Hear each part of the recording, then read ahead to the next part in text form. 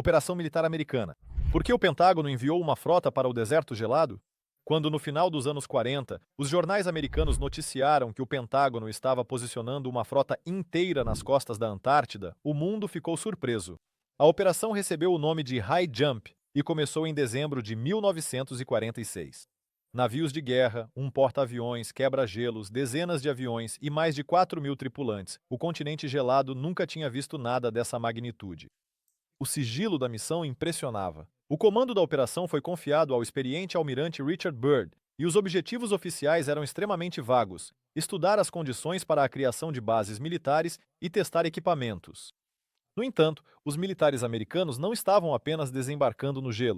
A frota chegou com um verdadeiro esquadrão tripulado. A bordo havia bombardeiros, caças e anfíbios. Durante várias semanas, dezenas de missões de reconhecimento sobrevoaram o deserto congelado, registrando saliências de gelo, rochas e lagos estranhos. As equipes realizavam desembarques em massa com equipamentos, fotografavam, coletavam amostras de solo e gelo, traçavam rotas para veículos pesados. Tudo isso acontecia em condições em que a temperatura caía abaixo de 30 graus Fahrenheit e o vento gelado derrubava até mesmo marinheiros experientes. Em determinado momento, os acontecimentos saíram do controle. Um dos aviões Martin Mariner desapareceu junto com 6 membros da tripulação. As buscas duraram vários dias, mas a aeronave nunca foi encontrada. Mais tarde, o comando inesperadamente encerrou a operação antes do prazo previsto.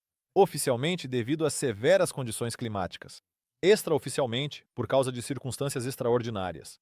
Repórteres e historiadores passaram anos tentando adivinhar o que exatamente os participantes da missão viram nas profundezas do continente antártico e por que o que aconteceu permaneceu sob o selo de secreto por décadas. Essa expedição em grande escala foi apenas o primeiro ato de uma longa série de expedições misteriosas que mudaram para sempre a percepção da humanidade sobre a Antártida. E depois dos americanos, entraram no jogo forças completamente diferentes, prontas para ir ainda mais longe em busca de seus objetivos. Bases nazistas. Verdades e mitos sobre as expedições do Terceiro Reich. Após a sensacional expedição americana ao continente gelado, velhos rumores sobre bases secretas supostamente criadas pelo Terceiro Reich no final dos anos 30 estão ressurgindo. A história começa em 1938, quando, partindo de Hamburgo em um navio especialmente adaptado chamado Schwabenland, os alemães seguiram em direção ao Polo Sul. A versão oficial era pesquisas científicas e a busca por novos territórios de caça à baleia. Mas a bordo estavam não apenas cientistas, mas também engenheiros, oficiais da SS e equipamentos para aerofotogrametria. A tripulação lançava milhares de marcadores metálicos com a suástica sobre as vastas extensões de gelo e tirava fotos para mapas detalhados. A região próxima à terra da Rainha Maud chegou até a receber um nome alemão, Neuschwabenland. Nos arquivos do Terceiro Reich foram preservados relatórios sobre a construção de acampamentos temporários, hangares e um depósito de combustível. Não foram encontrados documentos sobre a construção de grandes instalações subterrâneas, embora décadas depois tenham surgido inúmeras lendas sobre laboratórios secretos, complexos de hangares sob o gelo e até portos submarinos para submarinos. Após a derrota da Alemanha nazista, os aliados tiveram acesso aos documentos e relatórios da expedição Schwabenland, mas não conseguiram encontrar nenhuma prova da existência de bases permanentes. No entanto, arquivos militares desclassificados na segunda metade do século XX confirmam que, até 1945, a marinha alemã navegava pelo Oceano Austral e vários submarinos desapareceram sem deixar rastros, não sendo encontrados nem entre os troféus nem pelos dados de sinalização dos aliados. Isso deu origem a teorias sobre rotas secretas através das plataformas de gelo e supostos grupos da SS sobreviventes que teriam se escondido nos gelos da Antártida. Nos anos do pós-guerra, pesquisadores soviéticos e britânicos também tentaram encontrar ao menos algum vestígio das atividades das expedições alemãs, mas, além de marcadores e restos de construções temporárias, nada foi encontrado. Arqueólogos registraram equipamentos, galões e contêineres com marcações alemãs, mas nenhuma evidência da existência de bunkers ultra-secretos, apenas fragmentos de mapas e relatórios incompletos. Apesar disso, foram justamente essas bases semimíticas do Terceiro Reich que, durante muitos anos, alimentaram fantasias sobre tecnologias misteriosas, cientistas nazistas desaparecidos e complexos subterrâneos que poderiam servir de abrigo para as descobertas mais inacreditáveis. Mas se os documentos não revelaram tudo, para onde desapareceram alguns cientistas e por que no continente não só pessoas, mas aviões inteiros sumiam com tanta frequência? O mistério dos cientistas desaparecidos e dos aviões sumidos. Quando as primeiras equipes científicas voltaram a desembarcar na Antártida após a guerra, as listas das expedições eram regularmente atualizadas com notas preocupantes sobre participantes desaparecidos. Em 1947, durante o auge do interesse pelo continente gelado, um grupo de pesquisadores britânicos desapareceu. 5 pessoas partiram em snowmobiles para medir a espessura do gelo e não fizeram mais contato. As estações de rádio captaram sinais de socorro ininteligíveis, mas as buscas não tiveram resultado. Nem trenós, nem equipamentos, nem corpos foram encontrados, mesmo após meses. Todos os vestígios pareciam ter sido apagados por uma rajada de gelo em uma única noite. Uma história semelhante aconteceu com uma expedição soviética no final dos anos 50. Um grupo de jovens cientistas realizava uma série de perfurações no interior da geleira quando, após alguns dias, parou de responder às solicitações. Equipes de busca de emergência, equipadas com aviação e cães, encontraram apenas barracas e equipamentos pessoais espalhados. Alguns diários da expedição foram encontrados a quase 1 milha do acampamento, congelados na neve. Os pilotos que ajudaram nas buscas observaram que a região estava inesperadamente cortada por longas fendas de gelo, que não apareciam em fotos anteriores. Desaparecimentos de aeronaves também se tornaram não menos misteriosos. Além do avião americano Martin Mariner, durante as décadas de 1940 e 1950, relatos de aviões desaparecidos vieram de diferentes países. Em 1952, um avião de transporte australiano com 6 tripulantes saiu da rota e perdeu contato sobre a região da terra de Wilkes. Naquela época, ainda não havia imagens de satélite, e as condições climáticas mudavam de forma relâmpago. Os helicópteros de busca não encontraram nenhum vestígio, apenas destroços de caixas com equipamentos científicos, arrastados pelo vento por dezenas de milhas. Um lugar especial nas crônicas é ocupado pela tragédia da expedição francesa em 1953. Um grupo de 7 pessoas partiu em direção a um lago subglacial recém-descoberto e desapareceu sem deixar rastros. Alguns anos depois, fragmentos do barco e uma caixa metálica com registros de variações de temperatura claramente incompatíveis com as condições antárticas normais foram encontrados por acaso. Esses desaparecimentos eram registrados nos relatórios, mas as respostas oficiais eram simples e lacônicas: condições climáticas extremas, erros de navegação, falta de meios técnicos de resgate. Apesar de tudo, continuam aparecendo nos arquivos relatórios não publicados sobre cientistas e aviões misteriosamente desaparecidos que simplesmente se dissolveram entre os gelos eternos. Em meio a esses acontecimentos, não só as estações ocidentais, mas também as soviéticas chamavam atenção especial, pois já naquela época começaram a circular rumores sobre tecnologias secretas e descobertas estranhas, das quais apenas alguns privilegiados tinham conhecimento. O segredo antártico soviético. O que as estações soviéticas escondiam? Enquanto os países ocidentais quebravam a cabeça com o desaparecimento de expedições, as estações soviéticas no gelo antártico tornavam-se verdadeiros centros de histórias misteriosas. Já no final dos anos 40, Moscou iniciou uma corrida científica. Uma após a outra, eram inauguradas as bases Mirny, Vostok e Pionerskaya. Por fora, tudo parecia rotineiro. Laboratórios eram construídos com blocos metálicos e antenas para comunicação por rádio eram erguidas. À noite, longas fileiras de tratores traziam caixas com equipamentos. Na verdade, engenheiros militares monitoravam cada avião que chegava, e pessoas de fora não eram permitidas no território. As instalações de perfuração não eram usadas apenas para coletar gelo. Sob o manto da noite, os trabalhadores se afastavam por várias milhas para dentro da geleira, e os diários dos geólogos eram mantidos trancados. No início dos anos 50, foi lançado na estação Vostok um projeto secreto para buscar anomalias no campo magnético. Oficialmente, apenas as medições padrão eram relatadas, mas, segundo as lembranças dos participantes, em alguns turnos os instrumentos paravam de funcionar. Os ponteiros das bússolas giravam 180 graus, e os telegrafistas registravam sinais curtos que ninguém conseguia decifrar.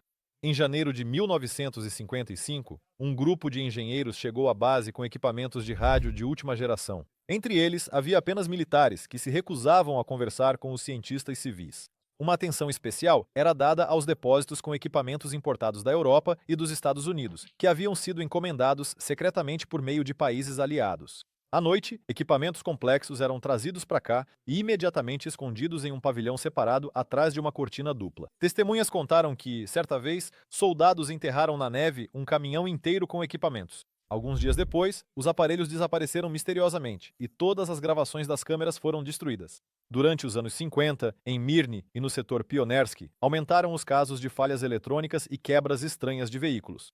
Os motores dos snowmobiles ligavam sozinhos à noite e as baterias congelavam em poucas horas, embora, segundo os cálculos, isso não devesse acontecer.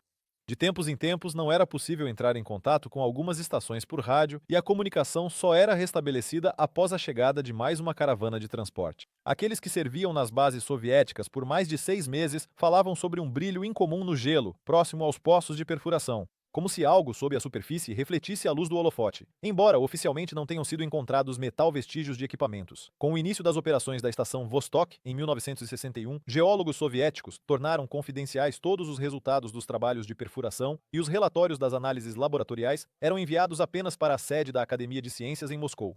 Até mesmo os simples operários assinavam documentos de confidencialidade. Somente décadas depois, em memórias, surgem insinuações sobre a descoberta de camadas incomuns de rochas, fragmentos de pedra e amostras com vestígios de substâncias desconhecidas. Na verdade, nenhum dos funcionários comuns chegou a saber o que exatamente as estações soviéticas escondiam no gelo. Essas histórias eram cercadas de rumores a milhares de milhas do continente gelado, mas nem mesmo um espião estrangeiro experiente conseguia se infiltrar no mundo fechado dos laboratórios soviéticos. Enquanto isso, os arquivos continuavam a acumular descobertas misteriosas que surgiam no mapa gelado da Antártida, não apenas sob o controle dos cientistas soviéticos. Mais adiante, descobertas aguardavam, capazes de revolucionar a própria compreensão da história da humanidade. Achados estranhos sob o gelo. Artefatos que não pertencem a esta época. Quando as primeiras plataformas de perfuração alcançaram as camadas antigas do gelo antártico, ninguém esperava que fossem encontrados objetos que não se encaixavam na visão moderna do mundo.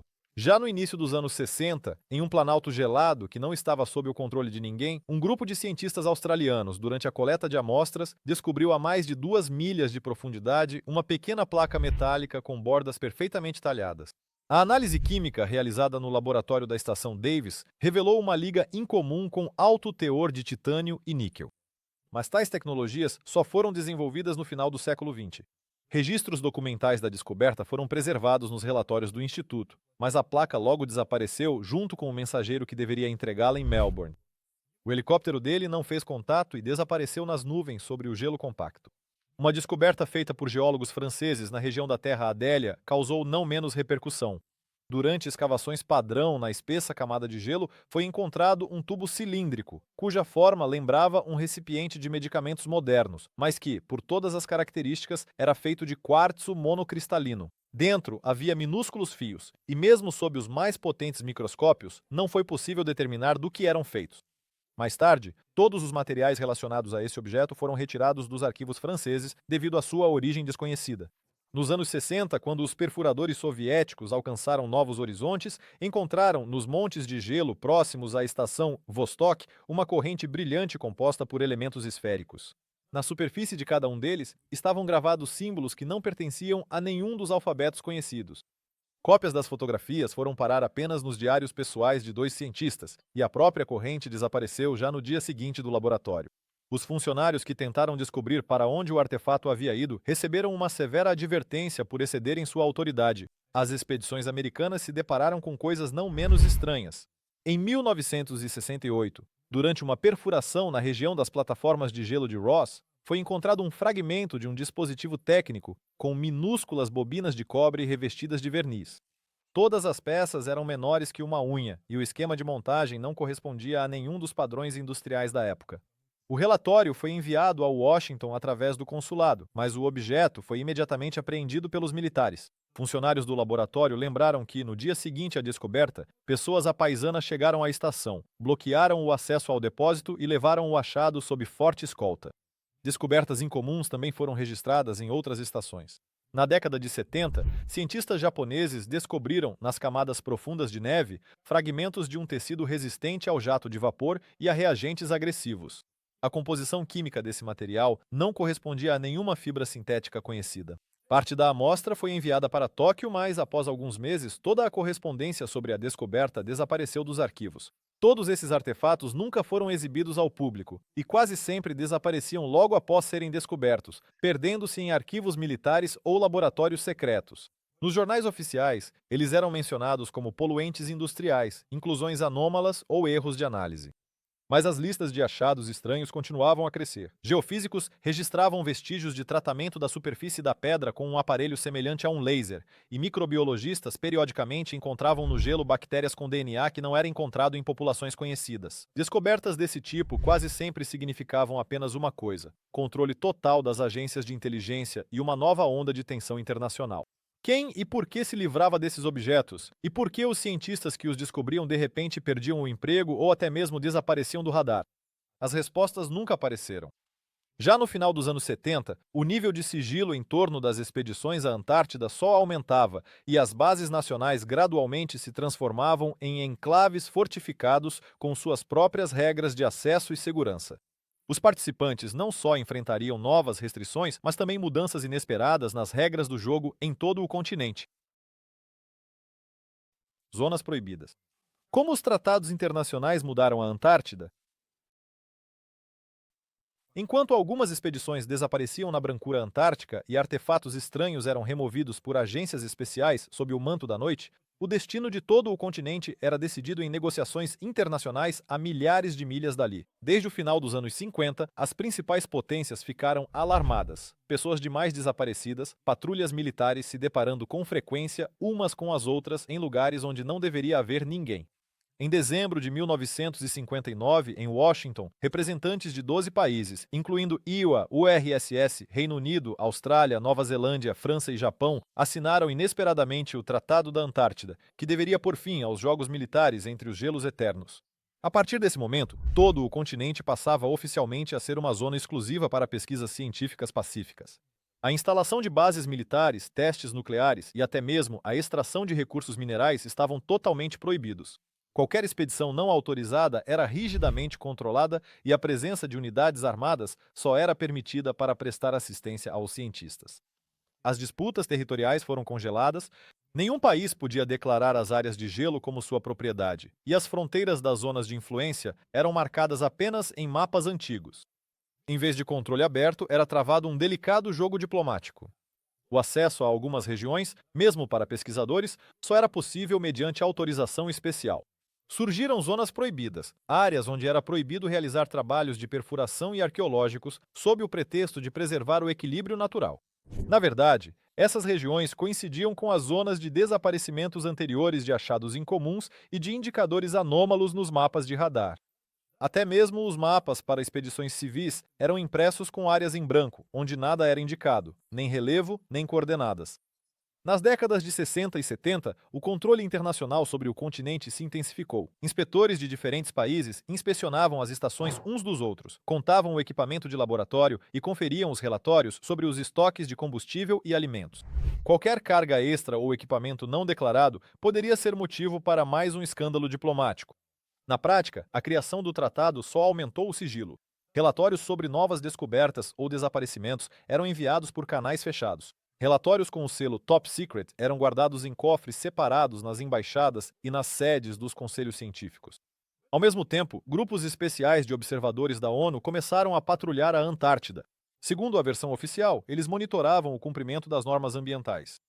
Mas, segundo relatos não oficiais, eram justamente esses inspetores que periodicamente encontravam equipamentos estranhos, rastros de maquinário pesado e até entradas cuidadosamente cobertas para túneis de gelo, cuja origem ninguém comentava. Às vezes exigiam que a expedição deixasse urgentemente a área onde eram registrados parâmetros anômalos ou falhas técnicas. Aos poucos, o continente se transformou em uma zona ideal para jogos diplomáticos e acordos obscuros. Novas regras permitiam que os países ocultassem suas atividades sob o disfarce de observações científicas, e o arquivo de setores fechados aumentava a cada temporada. Mesmo hoje em dia, os roteiros oficiais para turistas e cientistas são elaborados levando em conta dezenas de fronteiras invisíveis dentro de um único continente. Mas, apesar dos acordos rigorosos, a Antártida permaneceu um território de duplos padrões, onde cada projeto científico é acompanhado por uma sombra invisível de controle, e os verdadeiros donos do gelo só se revelam em reuniões internacionais fechadas.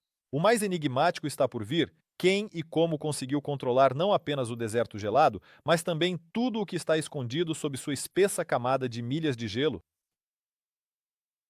Negociações secretas e controle moderno. Quem realmente governa o continente? E foi justamente quando as novas restrições apenas reforçaram o véu de mistério sobre a Antártida que começou um período de negociações secretas e controle invisível, sobre o qual poucos ouviram falar fora dos restritos círculos diplomáticos. Já no início dos anos 80, os chefes das delegações se reuniam regularmente em salas fechadas em Genebra, Buenos Aires e Washington para aprovar novas regras de acesso ao continente gelado. Nesses encontros, eram discutidas listas detalhadas de zonas proibidas, bem como regras para o uso de imagens de satélite e a troca de dados científicos entre os países. Cada potência exigia que seus representantes tivessem acesso aos principais laboratórios dos rivais, mas em resposta, recebia as mesmas exigências. Foi assim que surgiram missões especiais conjuntas de observação, compostas por cientistas e militares. Os serviços secretos americanos recebiam de seus informantes relatórios regulares sobre o movimento das caravanas soviéticas e sobre laboratórios desconhecidos que descarregavam equipamentos não registrados. Em resposta, os engenheiros soviéticos instalavam sistemas complexos de interceptação de rádio nas bases para rastrear sinais de terceiros e evitar vazamentos de informações. Na década de 80, chegaram ao continente observadores independentes da ONU e da Agência Internacional de Energia Atômica. O objetivo oficial de suas visitas era o controle ambiental. Mas, segundo dados não oficiais, foi justamente sob sua proteção que grupos especiais realizaram escavações secretas próximas a áreas anômalas e levaram de lá várias caixas com conteúdo desconhecido. Enquanto isso, nas estações polares, continuava a competição entre os veteranos e os novos participantes: China, Índia e Coreia do Sul. As novas bases eram construídas para serem o mais autônomas possível, e ao pessoal era proibido até mesmo por acidente filmar os interiores dos laboratórios. Quase toda a grande construção era acompanhada por visitas de especialistas independentes de países aliados, que assinavam termos de confidencialidade. Em alguns casos, os próprios cientistas desapareciam de seus postos sem explicação e, após alguns meses, seus nomes já não apareciam em nenhum relatório oficial. Nos anos 90, quando as tecnologias de satélite se tornaram parte da vida cotidiana, a Antártida ficou sob um impressionante domo eletrônico. Qualquer imagem que mostrasse objetos incomuns era processada em centros especiais de censura e apenas alguns poucos funcionários de agências internacionais tinham acesso total aos dados originais. Quando expedições privadas tentavam penetrar nas áreas em branco do mapa, eram detidas por patrulhas militares e seus equipamentos eram confiscados sob o pretexto de violação do regime de segurança. Hoje, o sistema ramificado de controle da Antártida baseia-se em reuniões anuais fechadas em Bruxelas e Washington, onde, a portas fechadas, são acordadas até mesmo as rotas de possíveis pesquisas e estabelecidas novas regras para a troca de amostras de gelo e rochas. Nessas negociações participam não apenas representantes de estados, mas também funcionários das maiores agências de inteligência que supervisionam a segurança de objetos estratégicos. Nas últimas décadas, dezenas de casos foram oficialmente registrados em que equipes científicas que adentraram áreas não autorizadas foram urgentemente evacuadas por ordem dos órgãos de controle. Os documentos dessas operações ainda permanecem classificados como altamente secretos.